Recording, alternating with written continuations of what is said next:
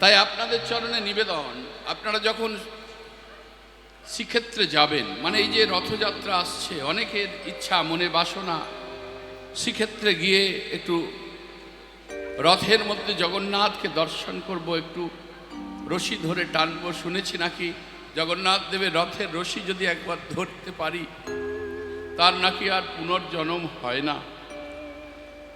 তা যখন আপনারা শ্রীক্ষেত্রে যাবেন অতি অবশ্যই নামের আচার্য নামাচার্য হরিদাসের সমাধিতে একটা প্রণাম করে আসবেন। এটা আপনাদের চরণে আমি নিবেদন করে গেলাম। এখন তো আমাদের জগন্নাথ দর্শন হয় না। কাউকে জিজ্ঞাসা করো কোথায় যাবি, পুরী বেড়াতে যাচ্ছি। কাউকে জিজ্ঞাসা করো কোথায় যাবে গো, বৃন্দাবন বেড়াতে যাচ্ছি, নবদ্বীপ বেড়াতে যাচ্ছি। আমরা জানি না যেখানে ভগবান লীলা করেছেন সেগুলো বেড়ানোর জায়গা নয়, সেখানে কৃপা ভিক্ষা করতে হয়, সেখানে অন্তর থেকে ঈশ্বরকে জানাতে হয়, বলতে হয়। আজও নবদ্বীপের মাটিতে শিবাসঙ্গনে যদি কোনো ভক্ত যায়, শিবাসঙ্গনের সেই ফটিক স্তম্ভটা একটু জড়িয়ে ধরে কানটা পেতে যদি অন্তর থেকে বলতে পারে, প্রভু তোমার কণ্ঠস্বর শ্রবণ করে কত মানুষ তো দূরের কথা, কত বনের পশু পাখি উদ্ধার হয়েছে, মুই অধম, আমার ভাগ্যে হলো না, আমি কি শুনতে পাবো না তোমার ওই মধুর কণ্ঠস্বর? আমি কি শুনতে পাবো না তোমার বদনে কৃষ্ণ নামের প্রতিধ্বনি? আজও হচ্ছে, আজও শোনা যায়। ওই যে শাস্ত্রে বলেছে না, অদ্যাবতী সেই লীলা করেন গৌররায়। কোন ভাগ্যবান জীব দেখিবারে বা শুনিবারে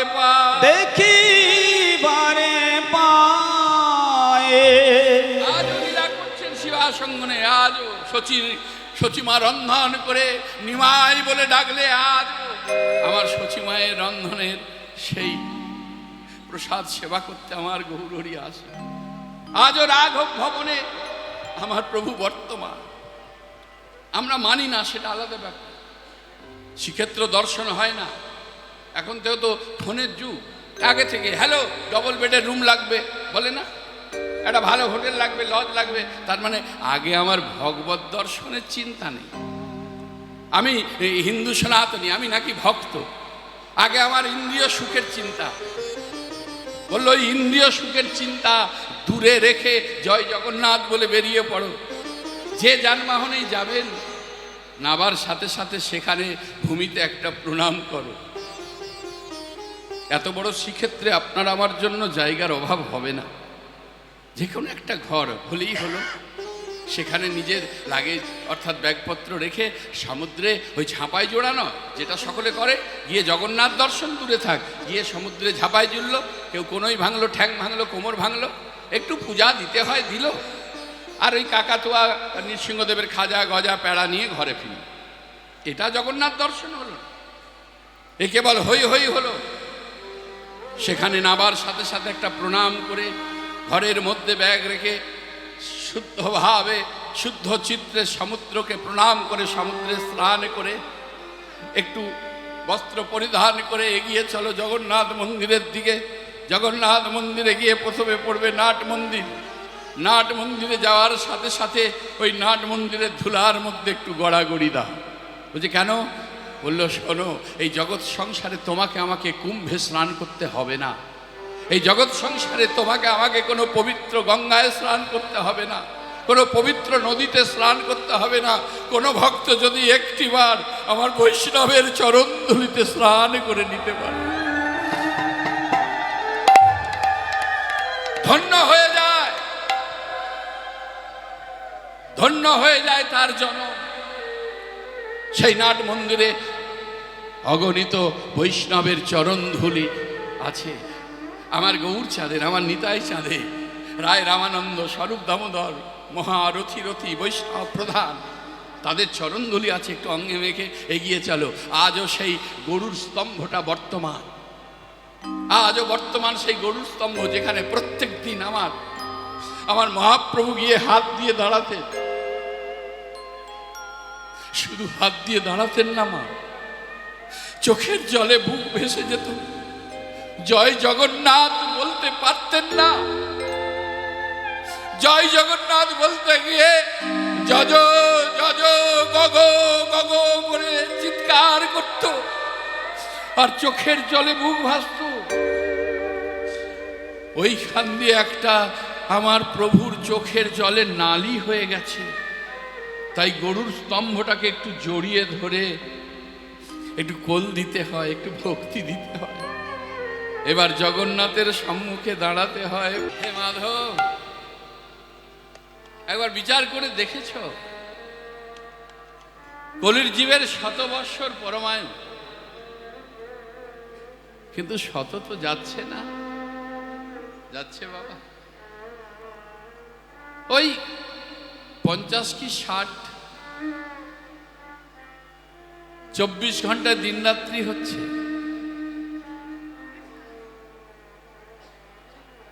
24 ঘন্টা দিন রাত্রি হচ্ছে। এই 24 ঘন্টার মধ্যে আমরা 8 ঘন্টা করে ঘুমাচ্ছি। তাহলে মাতৃগর্ভ থেকে আসার পর আমার 5 বৎসর অজ্ঞান অবস্থায় কেটে গেল। যদি 60 বৎসর পরবায়ু হয়, 5 মাইনাস হয়ে গেল, রইল 55। আর 24 ঘন্টায় যদি 8 ঘন্টা করে ঘুমায়, এই 55 বৎসর 8 ঘন্টা করে ঘুমালে আপনার আমার জীবন থেকে আরো 20 বৎসর মাইনাস হয়ে গেল। ঘুমিয়ে কাটানো। সভা মাঝে বসেছেন ভক্তিমতী মা ভক্তমণ্ডলী, তাহলে 60-এর 25 চলে গেল। আবার আমার মতন যারা একটু আলসে কাতুরে কুড়ে মানুষ, ওই দুপুরবেলা সেবা করে একটু গড়া না দিলে তো আমার আবার দেহ চলে না গো। ওই একটু গড়া দিতে গেলাম মানে আরো 2 ঘন্টা ঘুমিয়ে গেলাম, জীবনের আরো 5টা বৎসর মাইনাস হয়ে গেল। রইল তো আর কটা দিন, আর তো মাত্র কটা দিন। আশ্রয় করো, আশ্রয় করো। আশ্রয় লইয়া ভজে তারে কৃষ্ণ নাহি তজে, আরো সব মরে অকারণ। আমার ভগবানের দয়ার শেষ নেই। তাকে বলো, তবে তো সংযম হবে, তবে তো অন্তর্মুখী হবে। কেননা কর্মফল যতদিন না ভোগ করা সমাপ্ত হচ্ছে, এই নরক যন্ত্রণা ভোগ করতে যে বারে বারে যেতে হবে আর আসতে হবে গো, বারে বারে যেতে হবে আর আসতে, উপায় নেই। ঘরেই ফিরতে পারবো না। তার প্রমাণ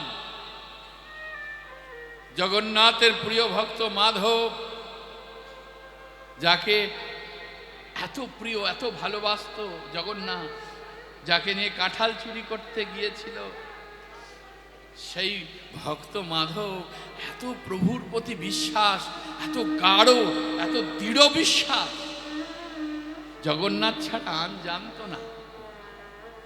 কেন বলছি জানো মায়েরা, ওই লোক দেখানি ভজনগুলো আজকে বড় ব্যথা দেয়।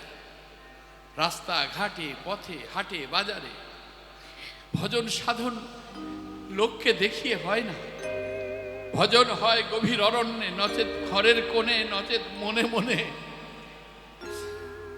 তাই অন্তর আত্মা কি বলতে চাইছে একবার বিচার করো। প্রত্যেক দিন যেমন গৃহ মন্দিরকে তোমরা পরিষ্কার করো, প্রতিটা দিন যেমন দেবতার মন্দিরকে ধৌত করো, তেমন প্রত্যেকটা দিন তোমার আমার এই হৃদয় মন্দিরে যে বিরাজ করছে তার চরণও ধৌত করবে।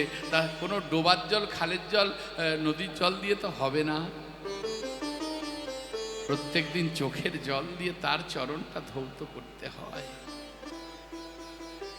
যখন মাধবের কলেরা হলো, মহামারী রোগ হলো, আপনারা সভাতে বসেছেন, আমরা জানি ভক্ত ভগবানের সেবা করে, ভক্ত ভগবানের সেবা করে, কিন্তু ভগবানও যে ভক্তের সেবা করে তার প্রমাণ আমরা যতক্ষণ না সেই শাস্ত্রীয় গ্রন্থ পাঠ করি, সাধুগুরু বৈষ্ণব সঙ্গ করি, আমরা জানতে পারি না। তার যখন মহামারী হলো, অচৈতন্য হয়ে পড়ে আছে, মাঝে মাঝে চেতন ফিরছে, গ্রামের মানুষ বলছে মাধব তুই তার বাঁচবি না রে, তুই তো মরে যাবি, একটু সেবা করতে দে, তোর একটু সেবা করি। আমার আমার জগন্নাথ আছে। বাবা কি বলছে? আমার জগন্নাথ আছে। এই যে পার্থিব জগতের আমরা বন্ধু বান্ধব আত্মীয় পরিবার বর্গের কাছে আশা করি, বললো এই আশাগুলো থেকে বিরত থাকো।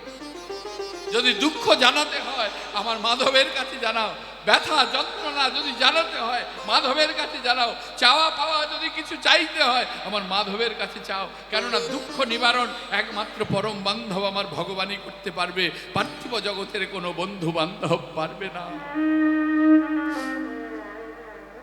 কোনো বন্ধু বান্ধব পারবে না। আমার জগন্নাথ আছে, অচৈতন্য হয়ে পড়ে আছে। আমার জগন্নাথ দেবের আসন টলে গেল। মাধব, ওরে ওরে মাধব, যে তার দেহ মন জীবন যৌবন জাতিকুলশীল মান আমার চরণে নিবেদন করে, বিন্দু মাত্র আমার বলতে কিছু না রাখে, আমি যে তার হয়ে যাই রে মাধব, আমি যে তার হয়ে যাই। আসছি মাধব। জগন্নাথ নিজে এসে কি করেছে জানো মা? জগন্নাথ নিজে এসে ওই নরক পায়খানা প্রস্রাব করে ভর্তি করেছে। আমার জগন্নাথ সেই নরক ভক্তের নিজে পরিষ্কার করেছে।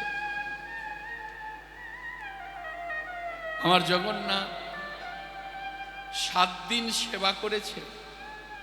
যখন চেতন ফিরল দেখে স্বয়ং জগন্নাথ সম্মুখে। একই প্রভু, কেন করেছে কাজ? কেন আমাকে অপরাধী করেছ? তোমার কাছে তো অধিক কিছু নেই। তুমি যদি বলতে মাধব ভালো হয়ে যায়, আমি তো ভালো হয়ে যেতাম। তাই এগুলো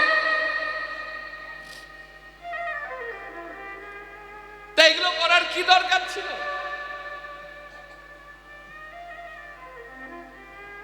জগন্নাথ বলেছিলেন, মাধব আমি জানি তুই যেটা বলছিস সত্য। আমি যদি বলতাম মাধব ভালো হয়ে যা, তুই ভালো হয়ে যেতিস, কিন্তু তোর যে কর্মফল ভোগ করা সমাপ্ত হতো না। আমি চাই না আমার ভক্ত বারে বারে এই নরক যন্ত্রণা ভোগ করতে আসুক আর যাক, যাওয়া আশা করুক। তাই তো আমি তোর সেবা করেছি। তবে এখনো তোর 14 দিন কর্মফল বাকি আছে, ওটা আর তোকে ভোগ করতে হবে না। আমি আঁচল পেতে দিচ্ছি, দে, ওটা আমায় দে। যেমন ঠাকুর রামকৃষ্ণ পরমহংসদেব গিরিশের কাছ থেকে চেয়ে নিয়েছিল, দে তোর সব দে।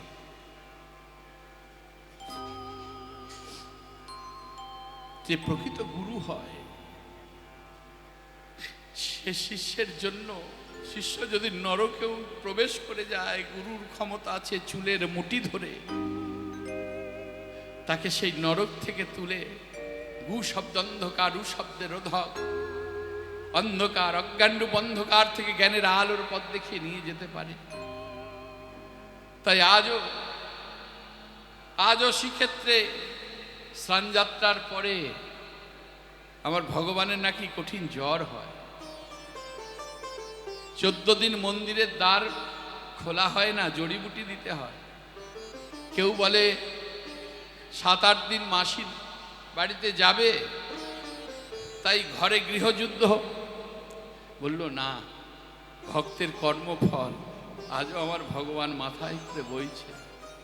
তাই ভগবত চিন্তার মধ্যে ডুবে যাও, দেখবে তোমার আমার যে সকল ধেনু ছড়িয়ে ছিটিয়ে আছে সেগুলো একত্রিত হবে গো, সেগুলো একত্রিত হবে।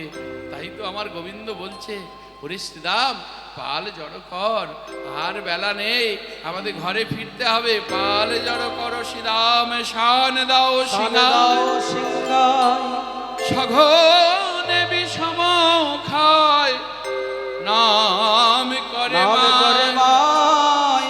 ওরে আজি মাঠে আমাদের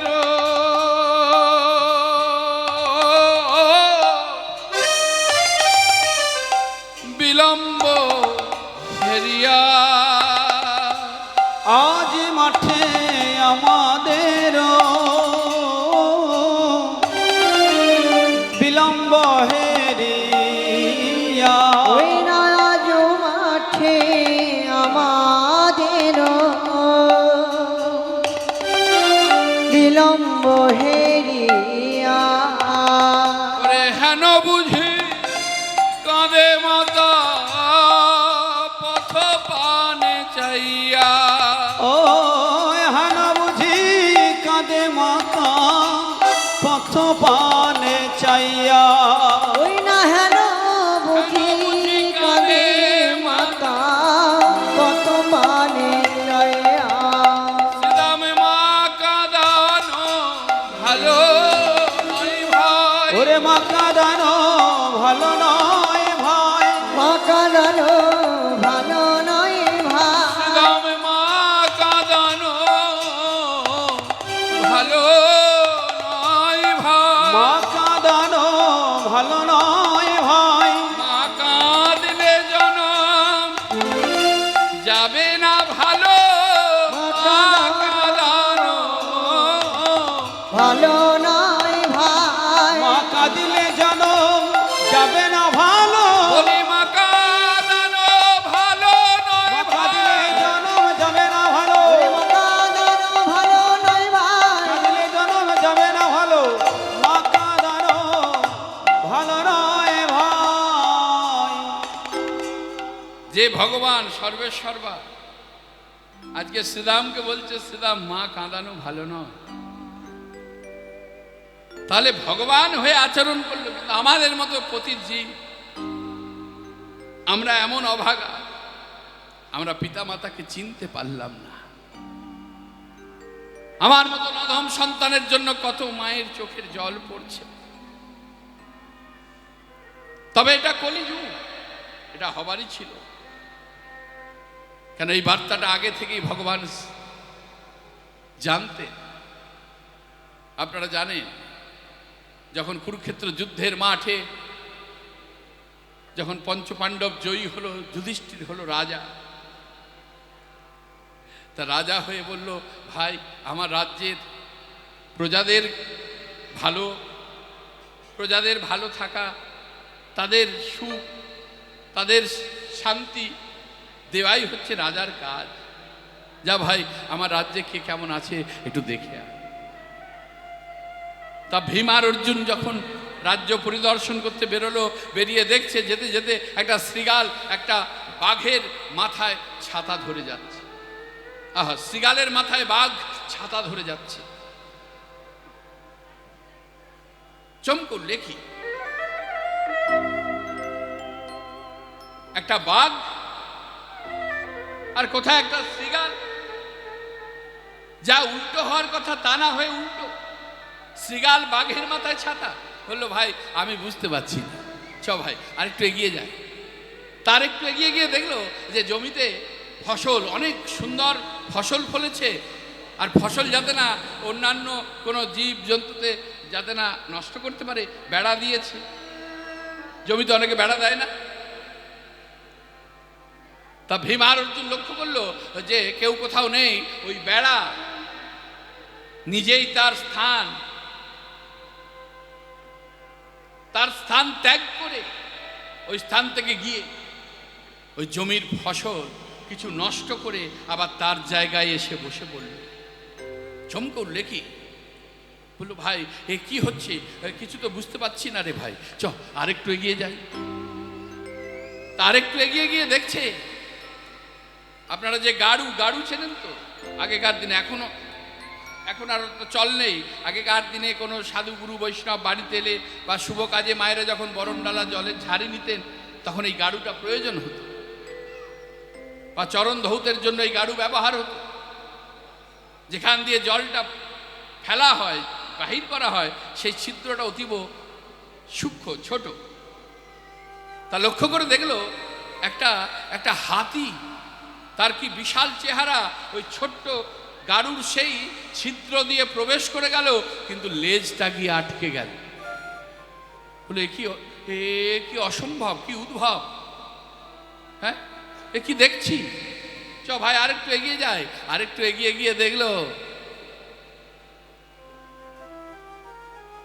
যে 7 কলসি শূন্য, 1 কলসি পরিপূর্ণ দুগ্ধ। ওই 1 কলসি দুগ্ধ যখন 7 কলসিতে দিচ্ছে, ওই 7 কলসি পরিপূর্ণ হয়ে গেল। কিন্তু পুনরায় যখন ওই 7 কলসির দুগ্ধ ওই 1 কলসিতে দিচ্ছে, ওই কলসিটা আর পূর্ণ হচ্ছে না। চ ভাই, আর আমাদের ভালো লাগছে না, চ ভাই গিয়ে দাদাকে এ সকল খবর দিই। যুধিষ্ঠিরের কাছে এসেছে, ভাই, হ্যাঁ দাদা, তা আমার রাজ্যের প্রজারা কেমন আছে? বললো সে কথা পরে হবে, কিন্তু আমরা রাজ্য পরিদর্শন করতে গিয়ে কতকগুলি অলৌকিক জিনিস দেখেছি। কি দেখেছিস ভাই? বললো দাদা আমরা বুঝতে পারিনি। আরে কি দেখেছিস বল না। দাদা দেখলাম যে ওই একটা বাঘ শিগালের মাথায় ছাতা ধরে যাচ্ছে। যুধিষ্ঠির বলছে, ভাই রে, এই কলিযুগ আসতে তো আর দেরি না। এই কলিযুগে কি হবে জানিস ভাই? কি হবে দাদা? পাবে না মানির মান, পাবে না সাধু গুরু বৈষ্ণব সম্মান। অর্থাৎ যারা ভজন মার্গে উচ্চ স্থান অধিকার করেছে এই জগৎ সংসারে, তাদের সম্মান নেই। যারা লেখাপড়ায় উচ্চ শিক্ষা অর্জন করেছে, সামান্য একজন যে লেখাপড়া জানেই না, যার পেটে 1 কলম বিদ্যে নেই, সেও তাকে অসম্মান করে দিতে কোনো তার কিচ্ছু মনেই হয় না। এটা কলিযুগে হচ্ছে। বললো কিন্তু দাদা, যে জমির ফসল রক্ষা করার জন্য বেড়া দিয়েছে, ওই বেড়াই দেখলাম তার স্থান পরিত্যাগ করে গিয়ে জমির ফসল নষ্ট করে আবার তার জায়গায় এসে বসে পড়ল। যুধিষ্ঠির বলছে, ভাই, কলিযুগে তো এটাই হবে। রক্ষক হিসেবে যাকে বিশ্বাস করে, যাকে আশ্রয় দেবে, রক্ষাকর্তা হিসেবে, রক্ষক হিসেবে যাকে জায়গা দেবে, ওই রক্ষকই একদিন ভক্ষক হয়ে তার সর্বস্ব কিছু লুণ্ঠন করে সে তাকে পথের কাঙাল করে, পথের ভিখারি করে চলে যাবে। এটা কলিযুগের নিয়ম হবে। বললো দাদা, তা ওই গাড়ুতে হাতি প্রবেশ করে গেল, লেজটা আটকে গেল। বললো ভাই, কত ধনী, কত জমিদার বাড়িতে যখন যজ্ঞ হবে, কোনো ভোজ হবে, কোনো তাদের শুভ অনুষ্ঠান হবে, কাতারে কাতারে তাদের স্পেশাল গেস্ট আসবে, মানে কুটুম আত্মীয় স্বজন আসবে, কত লক্ষ লক্ষ টাকা খরচ হবে তাদের সেবা, তাদের দান ধ্যানে কত লক্ষ লক্ষ টাকা খরচ হবে। কিন্তু সামান্য যিনি পুরোহিত্য করবেন, মানে ব্রাহ্মণ, যিনি ওই যজ্ঞটাকে সম্পূর্ণ করবেন, ব্রাহ্মণ পরমাণিক মানে যারা ক্ষৌরকর্ম করে, বললো ওদের বেলাতেই দেখবি আটকে যাবে, আটকেই যায়, দেখবি ওই যা কিছুদিন পরে এসে নিয়ে যাস। সামান্য এত লক্ষ লক্ষ টাকা খরচা হলো, কিন্তু ওদের বেলায় সেটা আটকে গেল। বললো দাদা, তা না হয় হলো, কিন্তু ওই 1 কলসির দুগ্ধ 7 কলসিকে পূর্ণ করলো, আর 7 কলসির দুগ্ধ 1 কলসিকে পূর্ণ করতে পারলো না। যখন এই কথাটা বলেছে, তখন যুধিষ্ঠির হাউ হাউ করে কাঁদছে। দাদা কাঁদছ, তোমার চোখে জল কেন? বললো ভাই, এই যে বড় দুঃখের কথা রে, এই যে বড় কষ্টের কথা। ওই 7 কলসি হলো কলিযুগের সন্তান, আর ওই 1 কলসি হলো কলিযুগের মা। নিজের রক্ত জল করে সন্তানকে তিল তিল করে মানুষ করবে। পরবর্তী সময় তার 4-5 সন্তান থাকতেও অভাগিনী মায়ের দুঃখ নিবারণ করার মতো কোনো সন্তান পাশে পাবে না। আজকের দিনে দাঁড়িয়ে কত মায়ের চোখে জল পড়ছে। কিসের নেশায় তোমরা আমাদের গর্ভে ধারণ করো?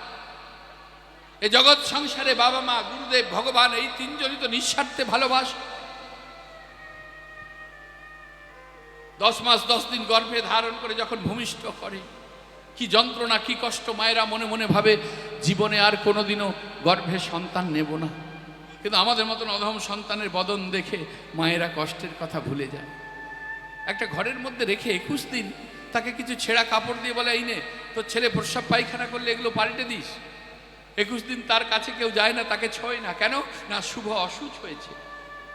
মা নিজের যন্ত্রণাকে দূরে রেখে সারা রাত্রি ধরে একটার পর একটা বসন পাল্টে দেয়। যখন সব ভিজিয়ে ফেলে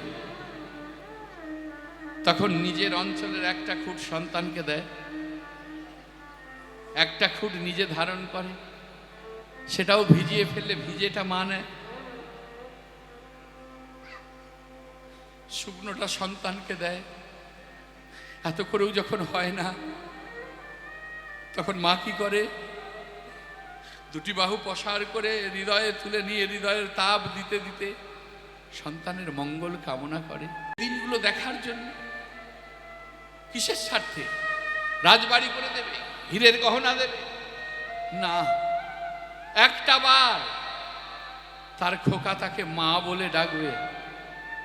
কোনো ছেলে যদি একবার মা গো বলে জড়িয়ে ধরে, মায়ে যদি দুরারোগ্য ব্যাধিতে ভোগে, বলল মা ডাকের এমন পবিত্রতা, কিছুক্ষণের জন্য মা রোগ মুক্ত হয়ে যায়। এতই পবিত্র ডাক এই মা ডাক। কিন্তু আমরা অধম সন্তান তা বুঝতে পারি না।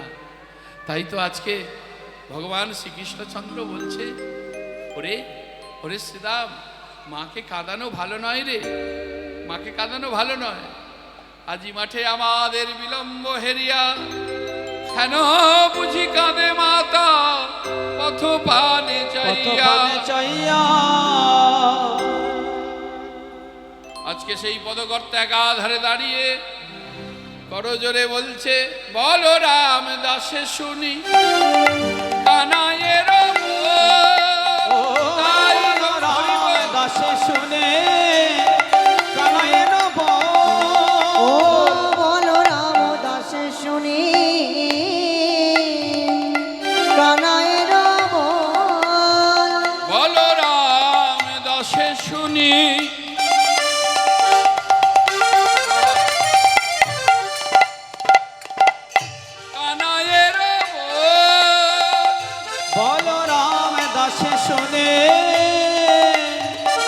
কানাইয়ের বল। সকল রাখালো মাঝে করে উত্তর, ওই সকল রাখালো মাঝে পরে উত্তর। ওই না সকল রাখালো মাঝে পরে উত্তর। তাদের আনন্দ ধরে না গো, আনন্দ আর ধরে না, আনন্দ আর ধরে না গো। বলি ঘরে ফেরার কথা শুনে আনন্দ আর ধরে না গো। ওই ঘরে ফেরার কথা শুনে আনন্দ আর ধরে না গো। ঘরে ফেরার কথা শুনে বলি নিরানন্দ গেল দূরে, ঘরে ফেরার কথা শুনে আনন্দ গেল দূরে। ঘরে ফেরার কথা শুনে আনন্দ আর ধরে না গো। আনন্দের আর সীমা নেই। কিন্তু ঘরে ফিরবো বললেই তো আর ঘরে ফেরা যাবে না, যাবে? ঘরে ফিরবো বলেই তো আর ঘরে ফেরা যাবে না। তাই আজকে আমার শ্রীরাম এসে বলছে, কানাই, এই কানাই বল ভাই। না কানাই, কি বলবো বলতো? ধেনু সকল যেভাবে দূরবনে ছড়িয়ে ছিটিয়ে আছে, তাদের একত্রিত করে ঘরে ফিরতে গেলে অনেক দেরি হবে। তা হবে হবে, তা যেতে তো হবে ঘরে। বললো কিন্তু কানাই, আমার কথাটা তা নয়, আমার কথাটা হচ্ছে তুই তো ভালো বাঁশি বাজাতে জানিস, তুই ভালো বাঁশি বাজাতে জানিস। হরি বল, হরে কৃষ্ণ। ও চিন্তা নেই, চিন্তা নেই। জয় জয় শ্রী রাধে রাধে। তুই তো ভালো বাঁশি বাজাতে জানিস। বলো বাজাতে জানে না, আজও সেই বৃন্দাবনে আমার ভগবান অহরহ বাঁশি বাজিয়ে চলেছে কদম বৃক্ষের তলে। ওই যে একটা গান আছে না, বাজে না, বাজে বারে কানে,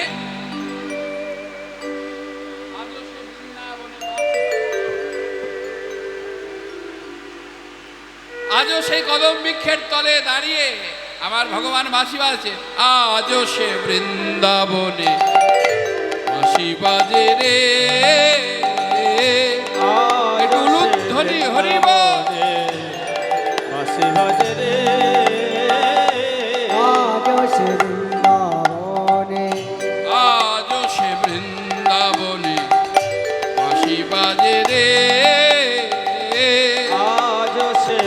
বৃন্দাবনে বাঁশি বাজে রে বাঁশি বাজে বাজে বাঁশি বাজে বাজে রে বাঁশি বাজে বাঁশি বাজে বাঁশি বাজে রে আজ সে বৃন্দাবনে বাঁশি বাজে রে আজ সে বৃন্দাবনে বাঁশি শুনে বনে বনে ওই বাঁশি শুনে বনে বনে বাঁশি শুনে মনে মনে কত শত কত শত ময়ূর নাচে রে আজ সে বৃন্দাবনে বাঁশি বাজে রে আজ সে বৃন্দাবনে আজ সে গাভীগুলি গোচারণে উড়ায় ধুলি আজ সেই গাভী গলি গোচারণে ওরায় ধুলে আজ সে গাভী গুলি গোচারণে ওরাই ধুলে বন্ধু শনে কোলাকুলি ওই বন্ধু শনে কোলা কোলে সখা শনে ওই কোলাকুলি সখা শনে কোলা কোলে বন মাঝে রে আজ সে বৃন্দাবনে বাঁশি বাজে রে আজ সে বৃন্দাবনে আজ সে রাধা রানী রাধা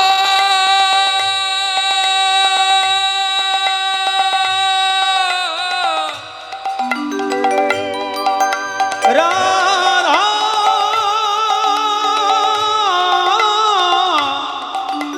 রাধা রানে রাধা রানে আজ সে রাধা রানে বাঁশি শুনে পাগলিনী ও গো আজ সে রাধা রানী বাঁশি শুনে পাগলিনী আজ সে রাধা রানী বাঁশি শুনে পাগলিনী আজ সে রাধা রানী বাঁশি শুনে পাগলিনী আবার শ্যাম বক্ষ বিলাসিনী ওই স্বামী বক্ষ বিলাসিনী শ্যাম মুখ বিলাসিনী নব নব সাজে রে আজ বৃন্দাবনে বাঁশি বাজে রে আজ সে বৃন্দাবনে আর এই যে গানটা আমরা আস্বাদন করছি সেই মহান সাধক ভবা পাগলা মাতৃ সাধক কিন্তু শক্তির পূজারী হয়ে কৃষ্ণ ভাবনাময় হয়ে কি সুন্দর অপূর্ব উপহার আমাদের দিয়েছে সেই ভবা পাগলা বলছে আমার আশা ছিল মনে মনে যাব মধুর বৃন্দাবনে আমার আশা ছিল মনে মনে যাব মধুর বৃন্দাবনে আমার আশা ছিল মনে মনে যাব মধুর বৃন্দাবনে ভবা পাগলা রয় বাঁধনে বাবা পাগলা রয়ে বাঁধনে ওই ভবা পাগলা রইবা ধনে মায়ের সাধনে আজ সে বৃন্দাবনে বাঁশি বাজে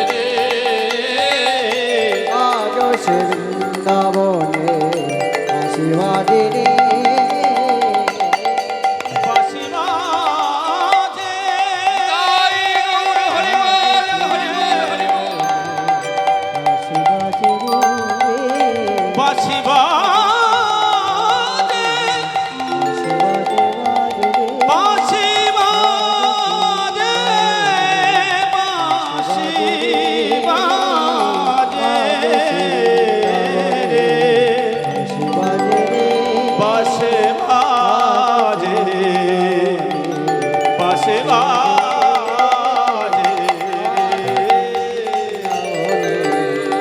বাজে আজ সে বৃন্দাবনে। এই গানায়, ওই গানায় তুই তো ভালো বাঁশি বাজাতে জানিস, তা ভালো করে বাঁশি বাজা।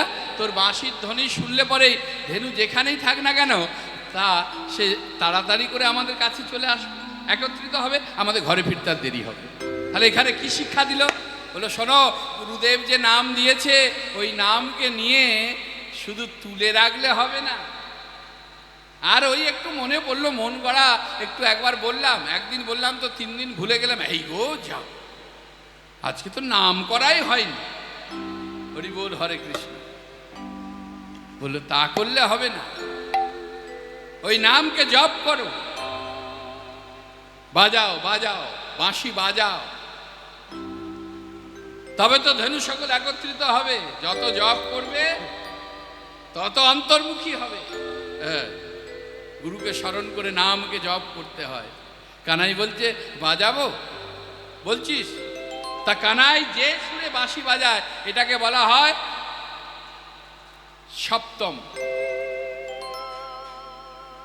মাফ করবেন, সপ্তম সুরে পাষাণ যেমন গলে যায়। আপনারা জানেন প্রথম রন্ধের সুরে ব্রহ্মার ধ্যান ভেঙেছিল। যদি মুরলী শিক্ষা কখনো শোনেন, শ্রীমতী রাধারানীর মুরলী শিক্ষায় প্রথম রন্ধেরও তানে ব্রহ্মার ভাঙিল ধ্যানে, দ্বিতীয়তে যমুনাও যায়। তৃতীয় রন্ধের কথা শুনো বিষভানু সুতা, পবনের হতে গতি হয়। আমরা যে 6টা ঋতুতে বসবাস করি, আমার গোবিন্দের বাঁশি ওই তৃতীয় বাঁশির ধ্বনি এমন রন্ধ যে ষড় ঋতু একসঙ্গে বয়। যেটা বৃন্দাবনে আজকে হবে, এখানে ষড় ঋতু একত্রিত হবে রাসলীলাতে। নিতাই গৌর হরি বল। কেন আপনারা জানেন, ষড় ঋতু একত্রিত না হলে ওই বৈজয়ন্তী মালা ভগবানের গলায় দুলবে না। এই কথা যখন হলো, একটা কথা বলি, বৈজয়ন্তী মালা কাকে বলে? মানে পঞ্চ ঋতুতে যে ফুল ফোটে সেই একসঙ্গে পঞ্চ ঋতুর ফুল একত্রিত করে যে মালা গাঁথা হয় সেই মালাকে বলা হয় বৈজয়ন্তী মালা। এই বৈজয়ন্তী মালা পঞ্চ ঋতুর ফুল একত্রিত করে মালা গেঁথে, আর এখানে সেটা দেয়া নেই, দেখবেন অনেক মালার অগ্রভাগে একটা ফুল দেয়া হয়। অনেকে মনে মনে ভাবে এটা সৌন্দর্যতা বজায় রাখার জন্য বললো না, বললো বৈজয়ন্তী ফুলের মালার ওই অগ্রভাগে থাকে একটা কদম ফুল, একটা কদম ফুল থাকে। আর ভগবানকে যখন আপনারা মালা নিবেদন করবেন, এই যে আমাকে মালা দিয়েছে, কত দূর এসেছে? এখান থেকে উদর পর্যন্ত, মানে নাভি পর্যন্ত বা কটিদেশ পর্যন্ত। আর কেউ কেউ আবার আরেকটু বড় দেয়, সেটা জানু পর্যন্ত। কিন্তু ভগবানকে যখন মালা নিবেদন আপনারা করবেন, সেইভাবে হিসাব করে গাঁথবেন ভগবানের গলদেশ থেকে একেবারে জানু ছাড়িয়ে হাঁটু পর্যন্ত। নিতাই গৌর হরি বল। ভগবানকে মালা নিবেদন করতে গেলে ভগবানের গলদেশ থেকে একেবারে জানু ছাড়িয়ে হাঁটু পর্যন্ত যেন সেই মালা দোলে। তাহলে তৃতীয় রন্ধের টানে পবনের হতগতি হয়। চতুর্থ রন্ধের গান সেই ব্রজবাসী লাগে প্রাণে, এলো থেলো পাগলিনী প্রাণ। চতুর্থ রন্ধের গানেতেই তো সেই এলো থেলো হয়ে গোপীরা ছুটে চলেছে, যেদিক থেকে বংশীধ্বনি আসছে।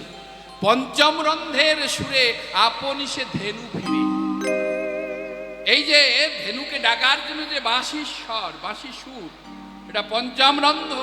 যে রন্ধের গান শুনে ধেনু সকল একত্রিত হয়ে ছুটে আসে গোবিন্দের দিকে, ধাবিত হয়। ষষ্ঠম রন্ধের গানে কদম্ব ফুল বিকশিত, ষড় ঋতু একত্রিত বয়। পবনের হতগতি হয়, ষড়ঋতু একত্রিত বয়। আর সপ্তম রন্ধটা ছিল সেটা যখন আমার গোবিন্দ বাজাতেন তখন পাষাণ গলে যেত, যার কারণে আপনারা জানেন যে যখন রূপ গোস্বামী পাদের কাছে কিছু পণ্ডিত এসেছিলেন, রূপ গোস্বামী পাদ তাদের সঙ্গে কোনো তর্ক না করে তাদেরকে বিজয়পত্র লিখে দিয়েছে।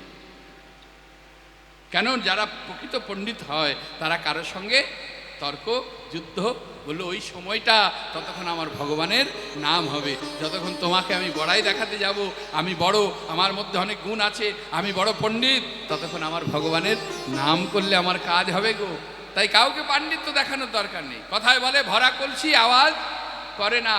আর যখন ভরা বৃক্ষে প্রচুর ফল ধরে সে বৃক্ষ কখনো মাথা উঁচু করে দাঁড়ায় না, সব ডালগুলো নতি থাকে। তাই যার মধ্যে পাণ্ডিত্য থাকে তাই সেই আচরণ দেখিয়েছে। এবার শিষ্যবর্গরা যারা ছিল তারা বলল তাহলে তো আমাদের গুরুদেবের জ্ঞান অত নেই, তাই রূপ গোস্বামী পাদের সঙ্গ ছেড়ে যারা এসেছিলেন তাদের সঙ্গে চলে যাচ্ছে। আর এদিকে জীব গোস্বামী পাদ গঙ্গায় স্নান করে চানা খেতে খেতে উঠে আসছে। ওই পণ্ডিতরা দেখিয়ে বলেছিল দেখো যেমন গুরু তার তেমন চেলা। স্নান করে তিলকান্নিক নেই, জপান্নিক না করে, হ্যাঁ দেখো কেমন চানা খাচ্ছে। প্রশ্ন করাতে কি বলেছিল? হৃদাকাশে চিদানন্দ মুদা ভাটি নিরন্তর। শোনো, যার হৃদয়ে সদা সর্বদা নাম হচ্ছে তার আবার আলাদা করে কি নাম করতে হবে? নিতাই গৌর হরি বল। আলাদা করে তো তার নামের কোনো পরাজিত করে চলে এসেছিল। রূপ গোস্বামী পাদ প্রধান্বিত হয়ে বলেছিল যেটা আমি ভয় খেলাম সেটাই করলি, যেটাতে আমি ভয় খেলাম সেটাই করলি, কিন্তু তুই বুঝলি না যশ প্রতিষ্ঠা শুকরের বিষটা। ওরে ওটা তো দু একটা কথা বলে কখনই ওদেরকে আমি পরাজিত করে দিতে পারতাম, তা আমি বিজয়পত্র কেন লিখে দিলাম? যশ ভালো নয় রে, যশ প্রতিষ্ঠা শুকরের বিষটা। এই যে আমরা নেশায় ছুটি না, যে আমার নাম হোক, আমার নাম হোক, আমার যশ হোক, আমার খ্যাতি চারিদিকে ছড়িয়ে পড়ুক, এই যে একটা আমরা নেশায় ছুটি, বলে যশ প্রতিষ্ঠা শুকরের বিষটা। ও যশ খ্যাতিতে কোনো কিছুই মানব জীবনের লাভ হয় না। তুমি আমার প্রভু আর আমি তোমার দাস, এটাই হলো মধুর সম্পর্ক, আর কিছু। যা দূর হয়ে যা আমার কাছ থেকে। তাড়িয়ে দিয়েছিল জীব গোস্বামী পাদকে। ওই সঙ্গে সঙ্গে মুখে হাত চাপা দিয়ে, কেন তোর মুখ দেখবো না বলেছে, চলে গেছে। এইবার কিছু ভক্ত এসেছে রূপ গোস্বামী পাদের কাছে, বলছে প্রভু একটা কথা জিজ্ঞাসা করব।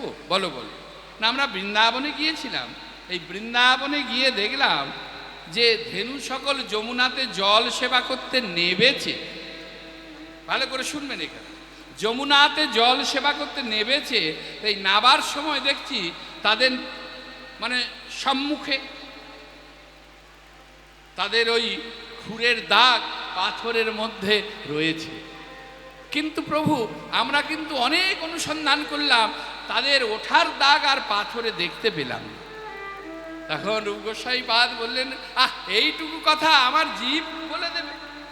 কোথায় আমার জীব, কোথায়, কই রে জীব?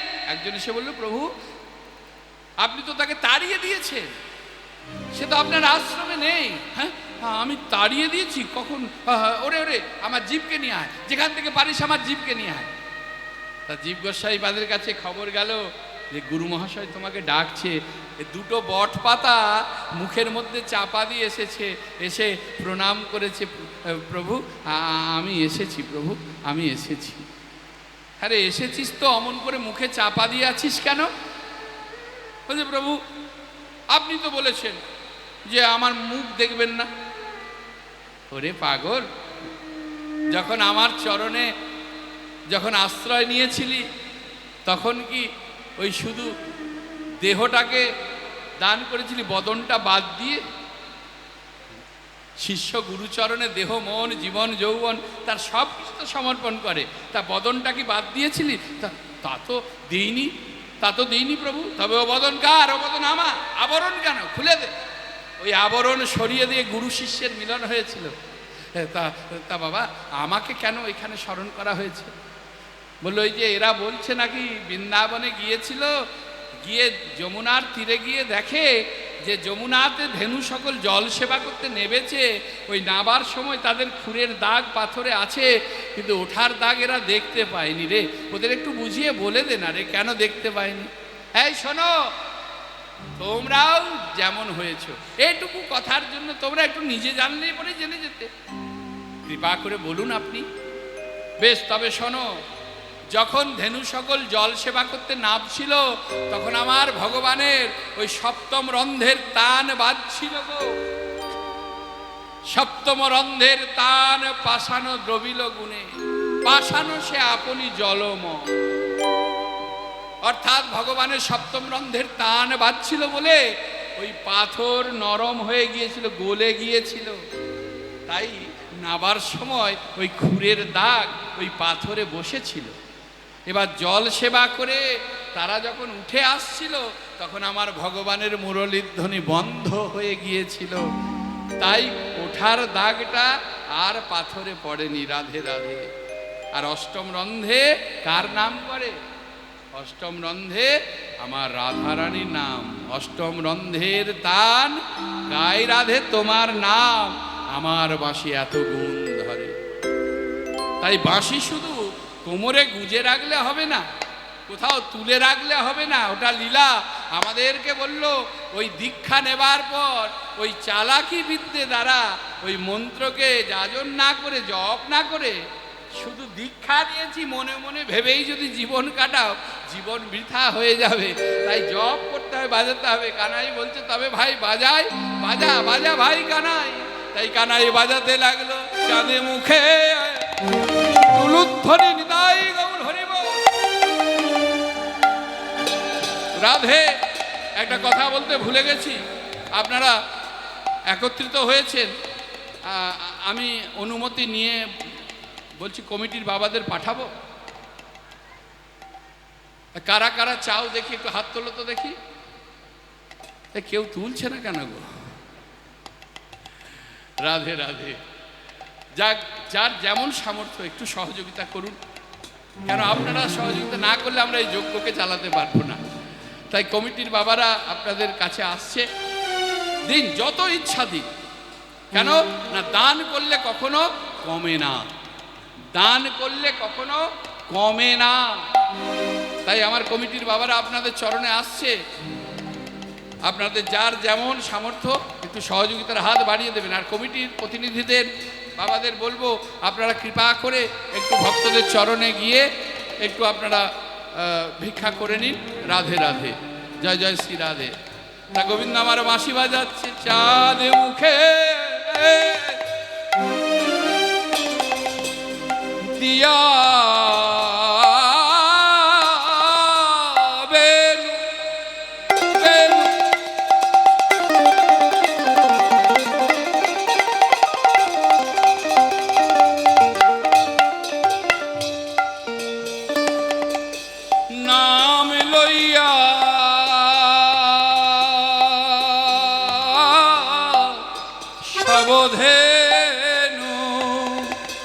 চাঁদ মুখে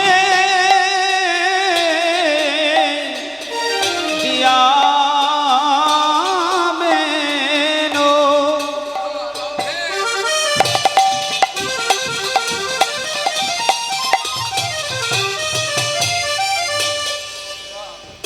নামে লইয়া সবধেন। চাঁদ মুখে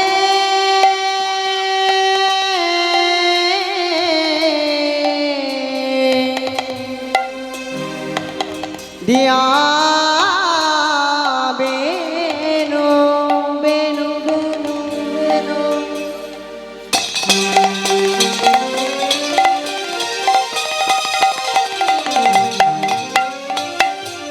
নামে লইয়া সবে ধেনু। ওগো ডাকিতে গিল উচ্চই স্বরে, দিল উচ্চই স্বরে, ডাকিতে লাগিল উচ্চ স্বরে। ডাকিতে লাগিল, ডাকিতে লাগিল, ডাকিতে লাগিল ধবলি শ্যামলি বলে ডাকিতে লাগিল। ধবলি শ্যামলি বলে ডাকিতে লাগিল। ওই ধবলি শ্যামলি বলে ডাকিতে লাগিল। ধবলি শ্যামলি বলে ডাকিতে লাগিল। ধবলি শ্যামলি বলে আমি তোদের লয়ে ঘরে যাব। ধবলি শ্যামলি আমি তোদের লয়ে ঘরে যাব। শ্যামলি আমি বলে তোদের লয়ে ঘরে যাব। শ্যামলি বলে তোদের লয়ে ঘরে যাব। শ্যামলি বলে ডাকিতে লাগিল। ডাকিতে লাগিল উচ্চ ঈশ্বরে। যেই ধবলি শ্যামলি বলে বংশীদের ধ্বনি করেছে, আমি তোদের নিয়ে ঘরে যাব। আর সেই ধেনু সকল আমার গোবিন্দের মুরলীর ধ্বনি শ্রবণ করে কি করলো জানো? তাদের আনন্দে আত্মহারা হয়ে তারা আর দুর্বনে রইল না। তারা তাদের স্থান পরিত্যাগ করে আমার ভগবানের দিকে ছুটে আসছে। বৈষ্ণব ঠাকুর একাধারে দাঁড়িয়ে কলম দিলেন, শুনিয়া কানুর বেনু ঊর্ধ্ব মুখে ভাই ধেনু। শুনিয়া কানুর বেনু ঊর্ধ্ব মুখে ধাই ধেনু। ওই না শুনিয়া কানুর বেনু ঊর্ধ্ব মুখে ধাই ধেনু। পুছ ফেলি পিঠের উপরে, ওই পুচ্ছ ফেলি পিঠের উপরে। পুচ্ছ ফেলি পিঠের ওপারে। পুছ ফেলি পিঠের উপরে।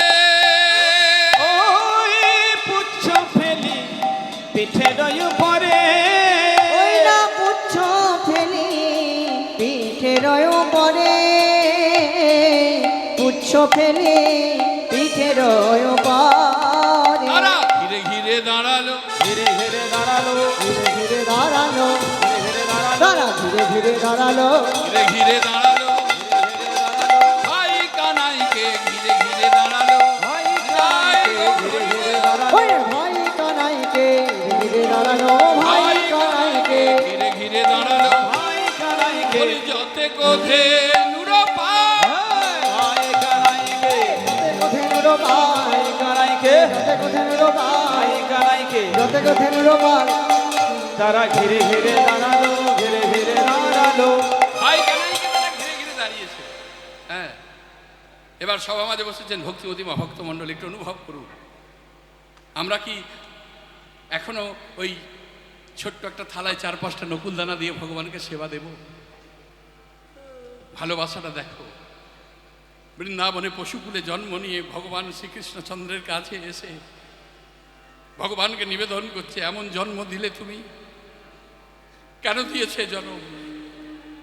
সঙ্গেই যদি রাখবে এমন জন্ম কেন দিলে যে জন্মে তোমার সঙ্গে দুটো কথা বলতে পারি না?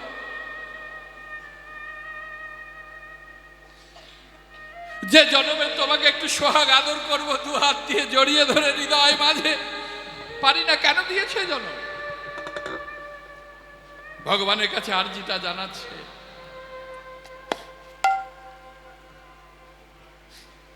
তবে তুমি কি মনে করছো আমরা তোমাকে ভালোবাসতে পারবো না? আমরা তোমাকে, আমরা আমাদের বাছুরকে আদর করি, বাছুরকে যত্ন করি, বাছুরকে ভালোবাসি, তোমাকেও ভালোবাসবো। তাই তারা আমার ভগবানের গোবিন্দের কাছে এসে, কৃষ্ণের কাছে এসে তাদের বাচ্চাকে যেমন জিভ দিয়ে চেটে চেটে আদর করে, আমার ভগবানের অঙ্গটা জিহ্বা দিয়ে চাটছে। কি প্রেম, কি ভালোবাসা! তবে একটু অনুভব করুন, তাদের জিভের সোজা দিকটা, জিহ্বার সোজা দিকটা বড় কর্কশ, খসখসে হয় না? আপনারা যারা গাভীদের বা গরু বাছুরের জিহ্বায় হস্ত পরশ করেছেন, তেনারা অনুভব করতে পারবেন সোজা দিকটা বড় কর্কশ, খসখসে। তাই তারা জানে যে এই সোজা দিকে করে যদি আমার ভগবান গোবিন্দের অঙ্গে লেহন করি, তাহলে এই কোমলের ন্যায় সুকোমল অঙ্গে আঘাত লাগবে।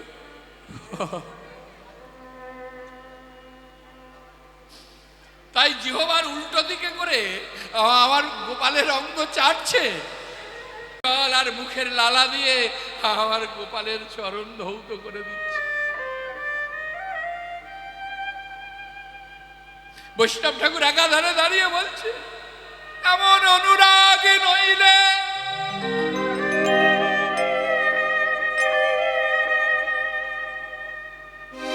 বলো বলো বলো বলো বলো আমার গোবিন্দ কি মেলে। একই অনুরাগ,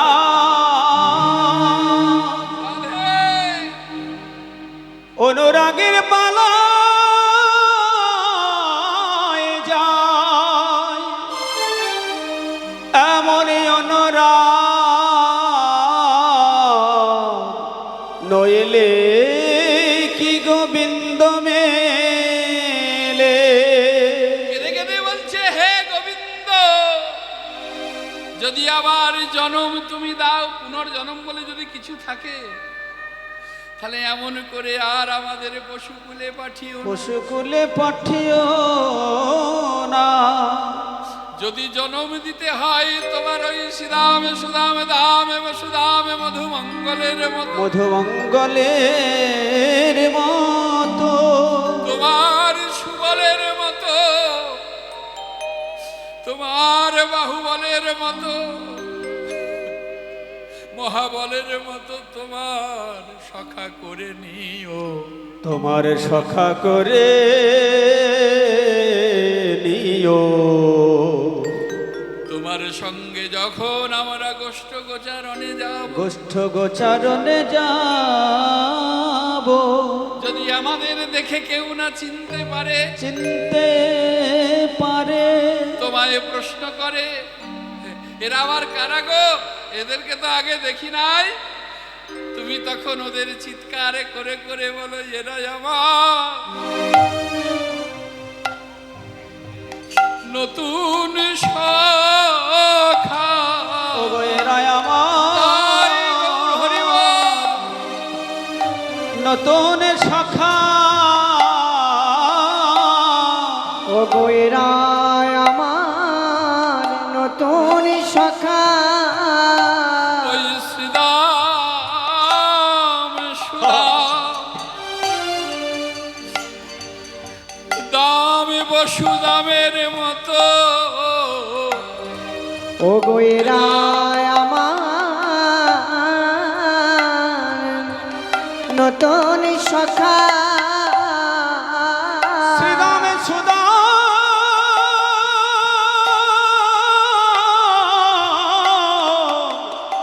দামে বসুদামের মতো, এরা আমার নতুন সখা। দামে সুদামে দামে বসুদামের মতো, এরা আমার নতুন সখা। দামে সুদামে দামে বসুদামের মতো, এরা আমার নতুন সখা। হে গোবিন্দ, আমরা সারাদিন বাছুরকে আমাদের দুগ্ধ খেতে দিই না।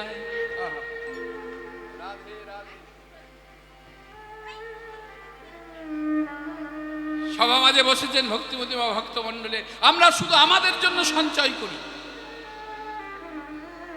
মেয়ের বিয়ে দিতে হবে, একটা বাড়ি তৈরি করতে হবে, ছেলেটা চাকরি হলে কিছু যদি লাগে,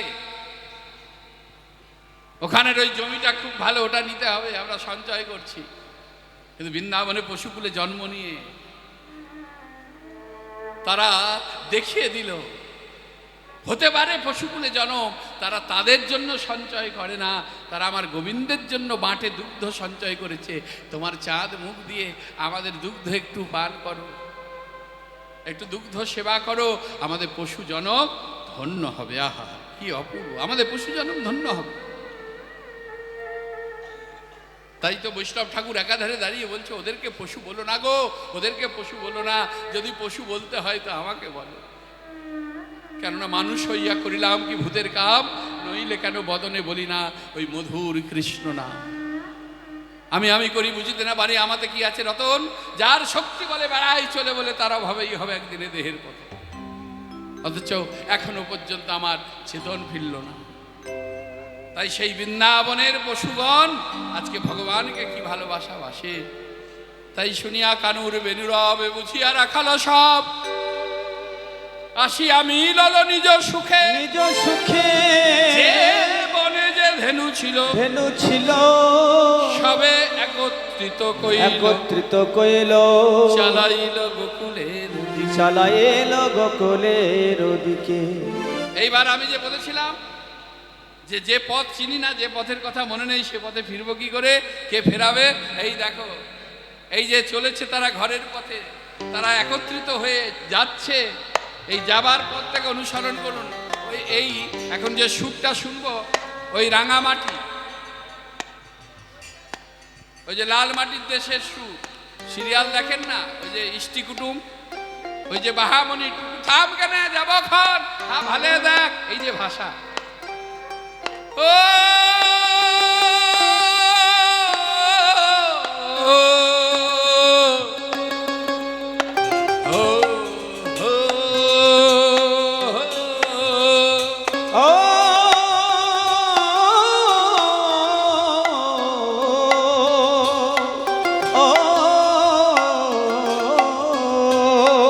দেখো শ্বেতকান্তি অনুপাম আগে ধায় বলরা, শ্বেতকান্তি অনুপম আগে ধায় বলরা, শ্বেতকান্তি অনুপম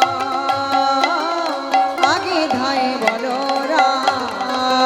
ও গয়ার শিশু চলে ডাইনে বাম, আর শিশু চলে ডাইনে বাম।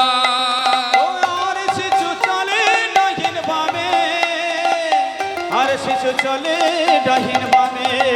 ওই নয়ার শিশু চলে ডাহিনে বামে, আর শিশু চলে ডাহিনে বামে। কি বলছে? শ্বেতকান্তি অনুপম আগে ধায় বলরাম, আর শিশু চলে ডাইনে বাম। তাহলে ভাবটা কি দেখালাম? এই যে ভাব, ভালো করে অনুভব করুন। কেন এই ভাব? না, বলরাম আগে যাচ্ছে তো শ্বেতকান্তি অনুপম আগে ধায় বলরাম, অর্থাৎ আগে বলাই যাচ্ছে, দূরে সরিয়ে যত আপদ বালায়, আগে চলে তাই বলাই। কেন বলাই দাদা আগে গেলে আপদ বালাই আর কাছে ঘেঁষবে না। আর এই ভাব কেন?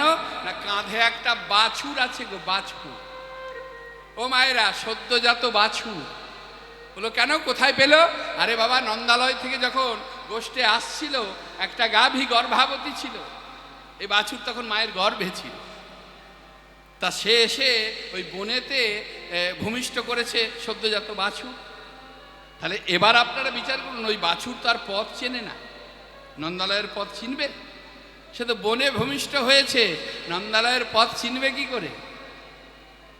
তাই পথ দেখিয়ে কে নিয়ে যাচ্ছে? হলো গো ওই যে জগৎগুরু পরম দয়াল হরিবোল, যে আপনার আমার গুরু, সেই তো পথ দেখিয়ে নিয়ে যাবে।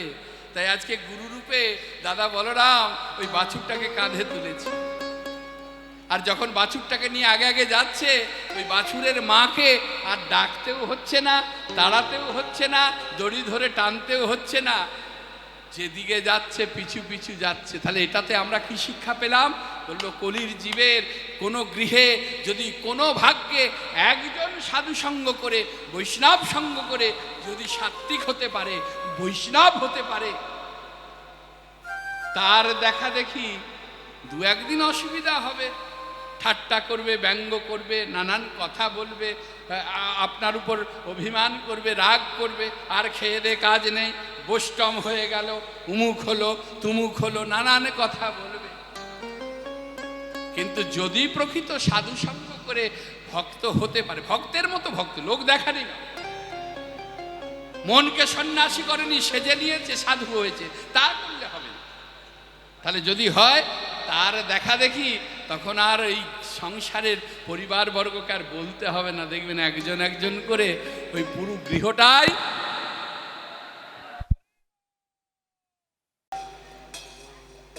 তাহলে যেখানে ছিলাম একে একে সেই পরিবারবর্গের সকলে ভক্ত হয়ে ওই গৃহটাই মন্দির হয়ে যাবে। তাই দাদা বলরাম আজকে ওই কাঁধে নিয়ে আগে আগে যাচ্ছে। তাই তো বলছে, শ্বেতকান্তি অনুপম আগে ধায় বলরাম, উলুধ্বনি হরি হরি বল। পা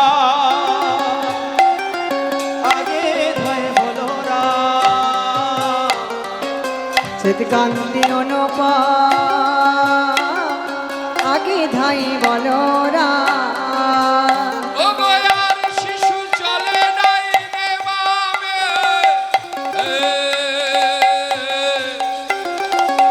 আর শিশু চলে ডাইনে বামে, ও আর শিশু চলে ডাইনে বামে আর শিশু চলে ডাইনে বামে কি শোভা দেখো, সিধাম সুদাম পাশে, মানে ডান দিকে একজন বাঁ দিকে একজন, দাদার বলরাম আগে আছে, কি অপূর্ব শোভা না। সিদাম সুদাম পাশে ভালো শোভা করিয়াছে, হৃদয় সরম পাশে ভালো শোভা করিয়াছে সুদাম পাচ্ছে ভালো শোভা করিয়াছে সিদাম সুদাম পাশে ভালো শোভা করিয়াছে, হৃদয় সরম পাশে ভালো শোভা করিয়াছে তার মাঝে নব ঘন শ্যাম,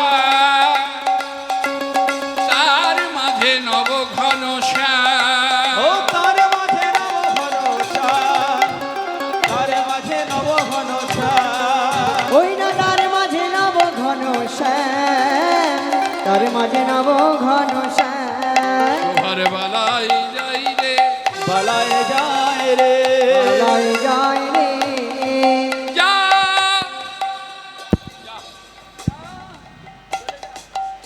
রাধে, যা হয় না আর হবার নয়, শোভার বালাই যাই রে, যা হয় না আর হওয়ার নয়, সবার বালায় যায় এবারে যতে কোরা খালো সব আবায় আবাদিয়ার, যাতে তোরা খালো সবে আমায় আবাদে আরব যতে কোরা খালো সবে আমায় আবাদিয়ারা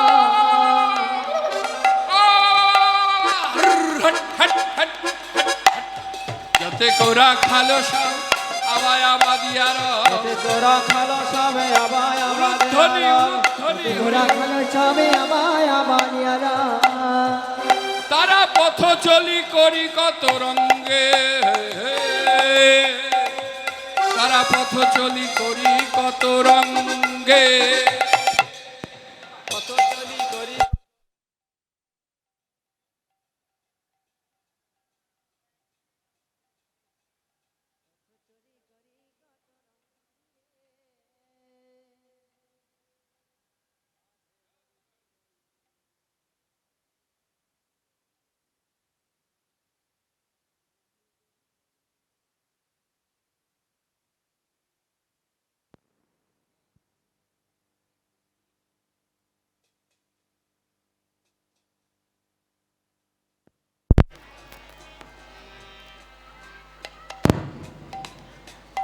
বাহ। রাধে রাধে। আগেকার ছোটবেলায় আমরা খেলা খেলতাম না, এখন তো ঢালাই রাস্তা হয়েছে, কিছুদিন আগে পিচ ছিল, মোড়াম ছিল, এখন ঢালাই হয়েছে, কিন্তু তারও আগে আমরা ছোটবেলায় যে পথে যাতায়াত করতাম, মেঠো রাস্তা, মাটি ধুলো হতো না। হ্যাঁ, আমরা কি করতাম, ওই আবেগের বশে আমরা আমাদের বিপদটা কি হবে দেখতাম না, আমরা খেলার ছলে ওই ধুলাকে তুলে এই উপর দিকে ছুঁড়ে দিতাম, আর কি আনন্দ করতাম। সে দিন চলে গেছে, এখনকার ছেলেপুলেরা সেই সব জানেই না। এখনকার ছেলেপুলেরা আগেকার দিন আমরা মাঠে খেলা খেলতাম বলে মায়েরা কাঁচা কঞ্চি দিয়ে চাপকাতে চাপকাতে কানে ধরে ঘরে নিয়ে, এই ছেলে ঘরে যাবার নাম নেই। আর এখনকার ছেলেদেরকে মায়েরা বিরক্ত হয়ে কান ধরে ঘর থেকে টেনে বার করে দিচ্ছে, ছেলে বাইরে যাবার নাম নেই, ঘরের কোণেই ঢুকে আছে। হরি বল, হরে কৃষ্ণ, কি তাই না? সবটাই উল্টো হয়ে গেছে। বাবা বলছে মোবাইল, হ্যাঁ ব্যাপারটা তো কিছু তো একটা তাদেরকে ব্যাপার আছে। মোবাইলের যুগ এসে যা হলো বাবা, কেউ কারোর সঙ্গে কথাই বলে না, কেউ কাউকে চেনেই না, সবাইয়ের মাথায়। আপনি বাস স্ট্যান্ডে যান, বাস স্টপে যে আপনি রেল স্টেশনে যান, দেখুন না, ঘরে ভাই বোন আত্মীয় পরিবারবর্গ কেউ কারোর সঙ্গে অত হাই হ্যালো, হ্যাঁ কেমন আছো, ভালো, হ্যাঁ আবার হিট হয়ে গেল, চলছে। হ্যাঁ, 80 বছর বয়স হয়ে গেছে, 80-85, সোজা হয়ে দাঁড়াতে পারে না, সেও দেখছি বেঁকে গিয়ে এমনি করছে। সব থেকে বড় কথা, ভয়ঙ্কর ব্যাপার, এই ডিজিটাল যুগ, এই কি ডিজিটাল যুগ, স্বামী স্ত্রীর মধ্যে আর ভালো মন্দ কথা হয় না, ভালোবাসার কথা হয় না। কর্ম থেকে ফিরলো ওই একটু দিতে হয়, আর্টিফিশিয়াল একটু জল দিল, খাওয়া দাওয়া করলো যে যার মতো। আবার কেউ কারো ফোনে হাত দেওয়া যাবে না, বাবা, কেউ কারো ফোন ছোঁয়া যাবে না। একবার ছুঁয়ে দেখবেন, কতবার বলেছেন আমার ফোনে হাত দেবে না। ওরে বাপরে, কি আছে, হিরে আছে নাকি? হে ডাল মে কুছ কালা হ্যায়, রাধে রাধে, হ্যাঁ, জয় জয় শ্রী রাধে। ব্যাপারটা হচ্ছে এই জায়গাটায় দাঁড়িয়ে আমাদের খুব চিন্তা করতে হয়। তা যাই হোক, যেখানে ছিলাম সেই খেলা আজকে সেই রাখাল বালকগণ ওই ধুলা নিয়ে উড়িয়ে দিচ্ছে। কেউ পাঁচনি বাড়ি দিয়ে কি করছে, ধুলার মধ্যে দাগ কাটছে, করে আবা দিচ্ছে। কোনো বাজে সিংহা বেনু গগনে গখুর রেণু, উলুধ্বনি হরিব গগনে গখুর রেণু, ঘন বাজে সিংহা বেনু গগনে গখুর রেণু। বলরাম দাস চলু সঙ্গে, বলরাম দাস চলু সঙ্গে, বলরাম দাস চলু সঙ্গে, বলরাম দাস চলু সঙ্গে, বলরাম দাস চলু সঙ্গে, ওই না বলরাম দাস চলো সঙ্গে, বলরাম দাস চলো সঙ্গে, বলরাম দাস চলু সঙ্গে, বলরাম দাস চলু সঙ্গে, ওই বলরাম দাস চলো সঙ্গে, বলরাম দাস চলো সঙ্গে, বলরাম দাস চলু সঙ্গে, বলরাম দাস চলো সঙ্গে, বলরাম দাস চলু সঙ্গে, ওই না বলরাম দাস চলো সঙ্গে। বলরাম দাস চলু সঙ্গে। কেমন করে যাচ্ছে তারা, আজকে আনন্দ করতে করতে যাচ্ছে, সকলে মিলে হাতের তালি দিয়ে দেয়। ওই যে ছটি ছটি গাইয়া ছোটি ছোটি গল, তারা আনন্দ করতে করতে ঘরে ফিরছে। ছোটি সে ছোটি সে ছোটি সে মেরো মদন গোপাল। छठी गैया छठी गाल, छोटी से चले मेरो मदन गोपाल, छोटी छोटी गैया छोटी छोटी ग्वाल, छोटी सी चले मेरो मदन गोपाल। छोटी छोटी गैया छोटी छोटी ग्वाल, छोटी से मेरो मदन गोपाल। छोटी छठी गैया छोटी छोटी गाल, छोटी से चले मेरो मदन गोपाल, आगे आगे सखिया पीछे बनोमान, आगे आगे सखिया पीछे बनवा, ए आगे आगे सखिया तो पीछे बोलो माल। देखो आगे आगे सखिया पीछे बनोमान।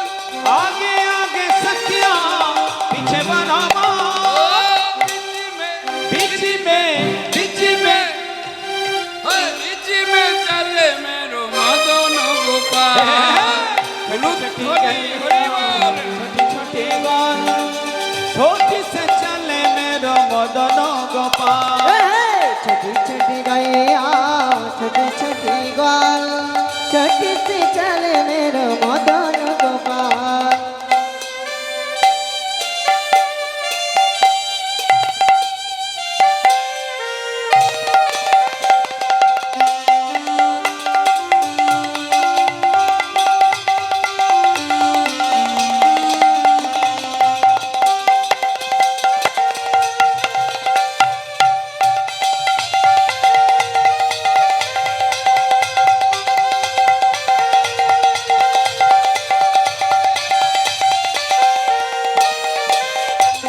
घास खावे गैया तो दूध पीवे गो, घास खावे गैया दूध पीवे गो, ए घास खावे गैया तो दूध पीवे ग्वाल। घास खावे गैया दूध पीवे गो, घास खावे गैया दूध पीवे गो, माखन माखन माखन माखन माखन खाए मेरो मदन हे गोपाल। माखन खावे मेरो मदन गोपाल, छोटी छोटी गैया छोटी छोटी ग्वाल, छोटी सी चले मेरो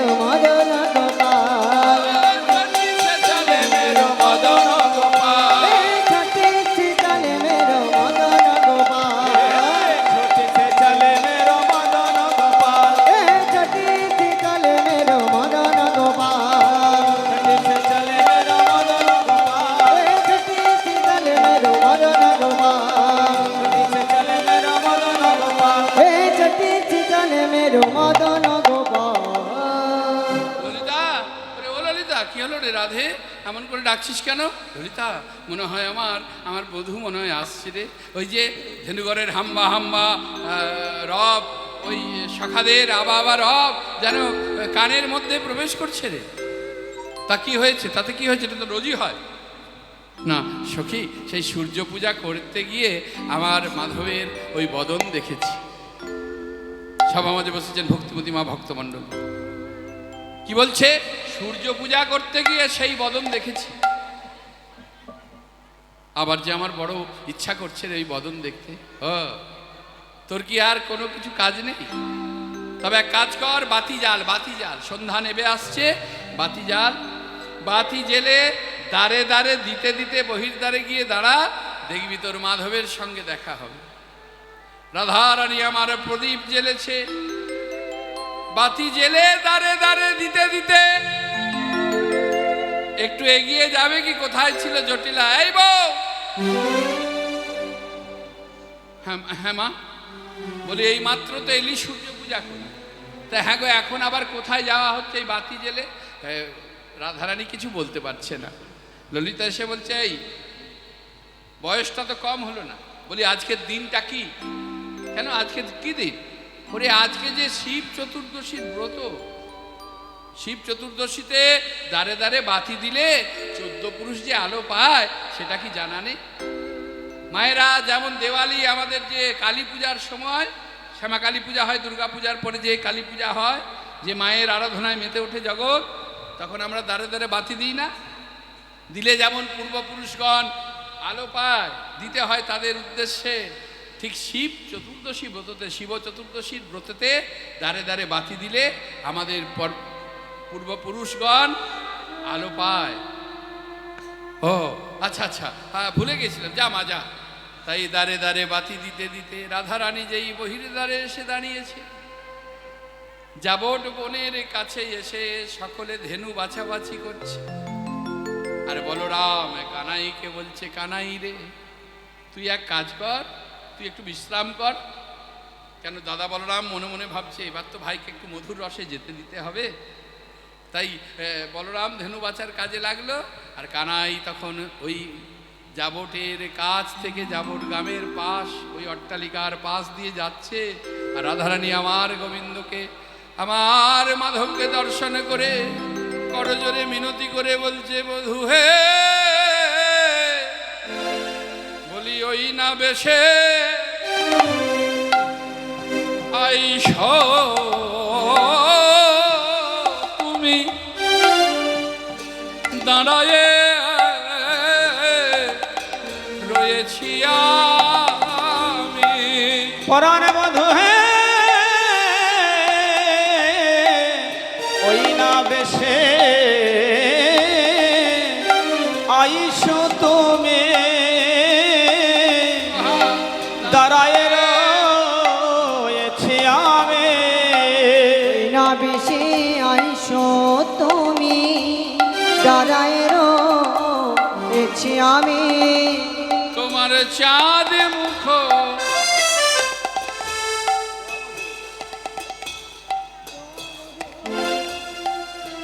দেখিবার তরে,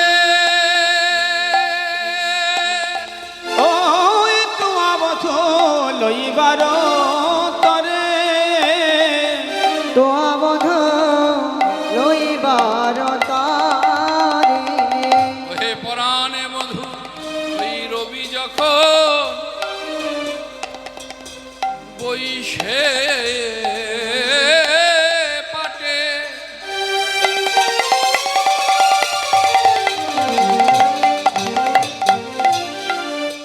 মুই যাই যমুনা ঘাটে। রবি যখন বইসে পাটে, মুই যায় যমুনার ঘাটে। তুয়া লাগি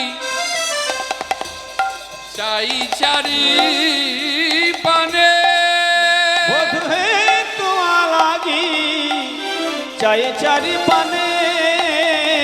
তো লাগি চাই চার পানে। চঞ্চল বলি শনে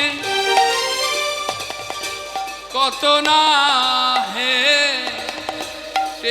বনে। ওই চঞ্চল ধবলি শনে কত না হেটেছ বনে। ওই চঞ্চল ধবলির সনে কত না হেটেছ বনে। তোমার চাঁদ মুখ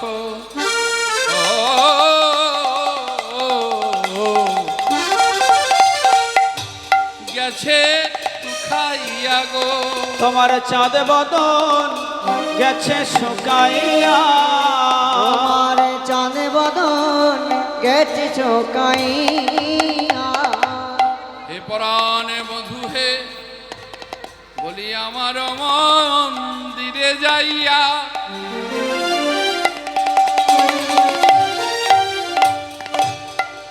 কর্পূরতা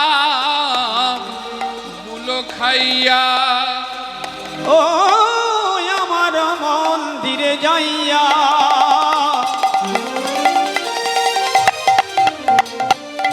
কর্পূরতাম বুল খাইয়া।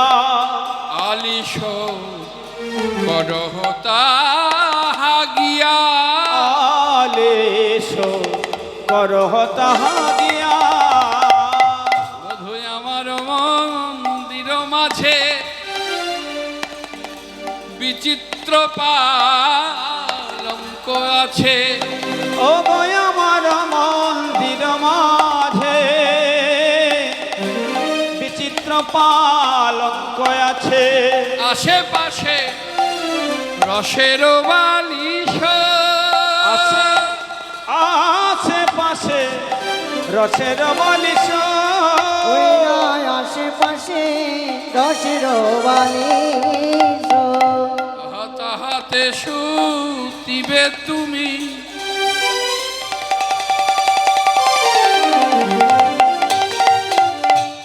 চরণ চাপিব আমি। তাহাতে সতিবে তুমি চরণ চাপিব আমি। তাহাতে শুতিবে তুমি চরণ সেবিব আমি। তোমার দূরে যাবে বনে রয়ালিশ গো। তোমার দূরে যাবে বনে রয়ালিশ গো। দূরে যাবে বনে রয়ালি। দূরে যাবে বনে রয়ালিশ। একটু গড়া দিয়ে যাও হে গড়া দিয়ে যাও হে। দিয়ে যাও হে। একটু গড়া দিয়ে যাও হে। গড়া দিয়ে যাও হে। বলি হে আমার প্রাণনাথ গড়া দিয়ে যাও হে হে। আমার প্রাণনাথ গড়া দিয়ে যাও হে। ও হে আমার প্রাণনাথ গড়া দিয়ে যাও হে। হে আমার প্রাণ বন্ধুয়া গড়া দিয়ে যাও হে। হে আমার প্রাণ বধুয়া গড়া দিয়ে যাও হে। ও হে আমার প্রাণ বধুয়া। হে অভাগিনীর বাঞ্ছা পূর্ণ করো। হে আমার সোনা বধু। বাঞ্ছা পূর্ণ করো। হে আমার প্রাণ বধু। বাঞ্ছা পূর্ণ করো। হে আমার প্রাণ বধু। বাঞ্ছা পূর্ণ করো। একটু গড়া দিয়ে যাও হে। প্রাণ গোবিন্দ বলল যোগরাধে এখন তো আর সেটা সম্ভব নয় তোমার সঙ্গে। এখন আমি সময় কাটাবো, এখন সেটা সময় নয়, কেন সকলে গৃহের দিকে এগিয়ে যাচ্ছে। তাই যোগরাধে এখন আমি যাই ঘরে, মায়ে যে আরতি করে সখাগণ করলো করলো বয়ান। তাই রাধে আর আমার সময় নেই, আমাকে বিদায় দাও। তোমার সঙ্গে দেখা হবে সেই রাসস্থলিতে, রাস মঞ্চে। তাই এখন আমায় বিদায় দাও। তাই রাধারানীর কাছ থেকে বিদায় নিয়ে আমার গোবিন্দ চলেছে নন্দালয়ের দিকে। যেতে যেতে কদলী কানন নজরে পড়ল, অর্থাৎ কদলীর বাগান, মানে কলা বাগান যেটাকে বলা হয়। তা গোবিন্দ আজকে সেই সখাদের নিয়ে, ধেনুদেরকে নিয়ে ওই কদলী কাননে প্রবেশ করেছে। কি অপূর্ব!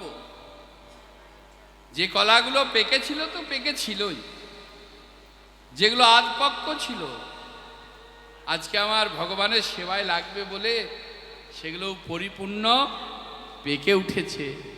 সেই কদলী কাননে মহা আনন্দে সবাই এর মুখে দিচ্ছে, ওর মুখে দিচ্ছে, কত আনন্দে সেই কদলী কাননে সখারা ধেনু সকলকে সবাই মিলে সেবা দিচ্ছে, নিজেরা সেবা করছে করে এবার নন্দালয়ের দিকে এগিয়ে গেছে। আর যখন নন্দালয়ের দিকে এগিয়ে যাচ্ছে তখন ওই অট্টালিকার উপর থেকে প্রত্যেকটা দ্বারের সব দ্বার খুলে অপেক্ষা করছে, কানাই যাবে এই পথে, একবার তার চাঁদ বদন দর্শন করব। খিড়কি দোয়ার বৃন্দাবনে কখনো সন্ধ্যা বেলায় বন্ধ থাকে না।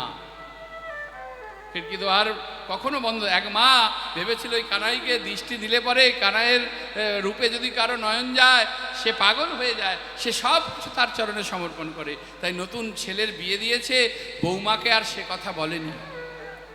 যতবার এই সন্ধ্যাকালে বৌমা একবার বেরোতে চায়, বেরোতে দেয় না, ঘরের মধ্যেই বন্দি করে রাখে। কেননা ওই কানাইয়ের রূপে যদি একবার নয়ন দেয় ঘরের বউ বাহির হয়ে যায়। এটাই মায়ের চিন্তা, শাশুড়ি মায়ের। তাই শাশুড়ি মা ওইভাবে খুব যত্ন করে আটকে আটকে রাখে। কিন্তু একদিন শাশুড়ি মা কোনো কাজে একটুখানি বাইরে গিয়েছে, বৌমা মনে মনে ভাবলো সন্ধ্যাবেলা হলেই খিড়কির দ্বার বন্ধ করে দেয়, আমাকে দেখতে দেয় না, কি এমন আছে সন্ধ্যাবেলা দেখি বলে এবার ওই গোধূলি লগ্নে যখন গোপাল ফিরছে নবলক্ষ ধেনু নিয়ে, সখাদের নিয়ে, আর ওই বৌমা যেই খিড়কি দ্বার খুলেছে, ব্যাস কানাই আমার একটা বল নিয়ে লোপালোপি করতে করতে আনন্দ করতে করতে ফিরছে। আর ওই কানাইয়ের নজর গেল ওই বৌমার দিকে, আর বৌমারও নজর গেল ওই কানাইয়ের দিকে। এবার যেই নজর গেছে, বাস হ্যাঁ গো, ওই রূপে নয়ন কারো গেলে সেই নয়নকে আর ফিরিয়ে নিতে পারে? নয়ন ডুবে যায় আমার গোবিন্দের রূপ সাগরে। হরিব, নয়ন ডুবে যায় গোবিন্দের রূপ সাগরে। এর পরবর্তী লীলা আপনারা আস্বাদন করবেন না? ভগবানের রূপ মাধুর্য আমি ঠিক জানি না, অষ্টকালীনই চলছে তাচ্ছে সকাল থেকে। সূর্য পূজা এখন উত্তর গোষ্ঠ, এরপর হবে রূপ আক্ষেপ হয়ে অভিসার হবে, তারপরে রাসে প্রবেশ করবে। জয় জয় শ্রী রাধে। তাহলে চিন্তা করে দেখুন মা, এবার সেই থেকে হয়েছে কি, এবার শাশুড়ি মা ঘরে আসার আগেই বৌমার তো বাস হয়ে গেছে, কানা কানা কানা কানা। বৌমা বলছে কি হলো, আমার বৌমার এমন হলো কি করে? হয় খুলেছিল, বাস আর তো উপায় নেই। শাশুড়ি মাকে বাধ্য হয়ে যেতে হয়েছিল নন্দালয়ে ওই কানাহের কাছে, যে আমার বৌমাটাকে তুই ভালো করে দে। বলো ভালো করে দিতে পারি, তোমার বৌমার ওইভাবে, হ্যাঁ এসো প্রিয়া এসো প্রিয়া, শাশুড়িকে দেখেও বলছে এসো প্রিয়া, স্বামীকে দেখেও বলছে এসো প্রিয়া, যাকে দর্শন করছে তাকে বলছে এসো প্রিয়া, এসো প্রিয়, এসো প্রিয়া করে চিৎকার করছে। বলে আমি ভালো করে দিতে পারি, তবে কথা দাও যে এই বৃন্দাবনে সন্ধ্যাকালে কখনোই কারো খিড়কির দ্বার বন্ধ থাকবে না। তাই আজও বৃন্দাবনের নিয়ম আছে, সন্ধ্যাবেলায় খিড়কি দ্বার বন্ধ থাকে না। তাই সবাই আনন্দ করে ফিরেছে। মা যশোমতী আমার ওই গোপালকে কাছে পেয়ে অমনি জড়িয়ে ধরেছে, নন্দ দুলাল বাছা যশোদা দুলাল, উলুধ্বনি যশোদা দুলাল, ওই নন্দ দোলাল বাছা যশোদা দোলাল, নন্দ দুলাল বাছা যশোদা দুলাল, নন্দ দোলাল বাছা যশোদা দুলাল, নন্দ দুলাল বাছা যশোদা দোলাল, নন্দ দোলাল বাছা যশোদা দুলাল। এতক্ষণ মাঠে থাকে কাহারো ছায়া, এতক্ষণ মাঠে থাকে কাহারো ছাওয়া, ওই এতক্ষণ মাঠে থাকে কাহারো ছায়া, এতক্ষণ মাঠে থাকে, এতক্ষণ মাঠে কেউ থাকে? কার ছেলে এতক্ষণ মাঠে থাকে বল? এতক্ষণ মাঠে থাকে কাহারো ছায়া, এতক্ষণ মাঠে থাকে কাহারো ছাওয়া, নন্দ দোলাল বাছা যশোদা দোলাল, নন্দ দোলাল বাছা যশোদা দুলাল, নন্দ দোলাল যশোদা দুলা নিজের অঞ্চলে কানাইয়ের বদন মুছিয়ে দিচ্ছে, কানাইয়ের বদন মুছিয়ে দিয়ে হ্যাঁ এবার বদনে চুম্বন দান করছে। এবার ক্ষীর ছানা নবনী আমার কানাই বলরামকে সেবা দিয়ে এবার মা আমার কি করলেন, ওই কৃষ্ণ বলরামকে আরতি করতে লাগলেন। সখারা সকলে পাশে আছে, সেখানে আরতি শুরু হলো। আরতি করে নন্দ